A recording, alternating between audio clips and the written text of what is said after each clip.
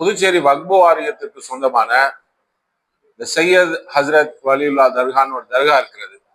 அது எல்லாமே உங்களுக்கு தெரிஞ்சிருக்கும். அந்த தர்காவுடைய சொந்தமான ஒரு சொத்து அஷ்ரஃப் பள்ளி என்று அரசு பள்ளியாக இயங்கி கொண்டிருந்தது முல்லா வீதியில.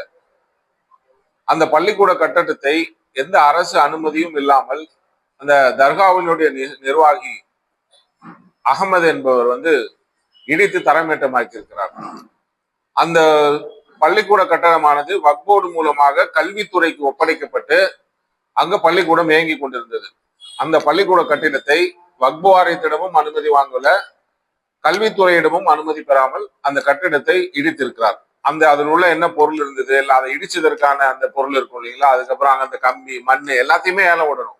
ஆனா இதை எல்லாத்தையுமே இடிச்சுட்டு அதுக்கப்புறம் ஒரு தவறு என்ன செய்யறாரு அப்படின்னு பாத்தீங்கன்னா, அரசு வெளியிட்ட மாதிரியே போலியான ஒரு அறிவிப்பை வெளியிடுகிறார் அவர்.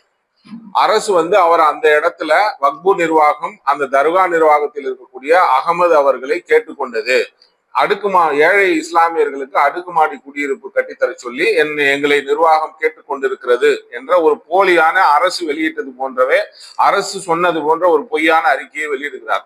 அது பொதுமக்களிடத்துல பரவி கடந்த வாரங்கள்ல 2000க்கும் மேற்பட்ட இஸ்லாமிய மக்கள் புதுச்சேரி முழுவதிலும் இருந்த அந்த பகுதியில கூடி அங்க ஒரு கூட்ட நெரிசலே ஏற்பட்டு 2 பேர் மயங்கி விழுந்த நிலைக்கும் சென்றது. அதற்கப்புறம் நாங்க எல்லாம் இதை தலையிட்டு அதை தடுத்து நிறுத்தியதற்கு பிறகு அந்த செய்தியை அப்படியே மொத்தமாக முன்னாள் அதிமுக எம்எல்ஏ அன்பழகன் அவர்கள் என்ன செய்யறாருன்னா, அவர் இந்த அகமது அவருடைய கட்சியை சார்ந்தவர்.